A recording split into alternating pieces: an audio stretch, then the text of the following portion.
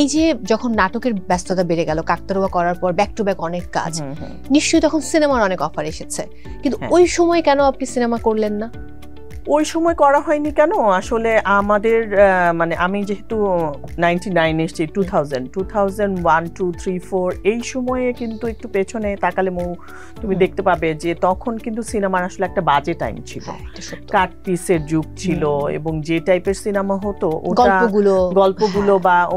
একটু অশ্লীল সিনেমা যেটাকে বলে ওই টাইপের সিনেমা বেশি হতো। তো তখন না আসলে আমি যেহেতু বয়সও কম ছিল, ভয় পেতাম, আমার মনে হতো যে আমি গিয়ে হয়তো আমি অ্যাডজাস্ট করতে পারবো না, বা আসলে ওই টাইপের সিনেমা তো আমি করতে চাই না। তো আমাকে যদি ওরা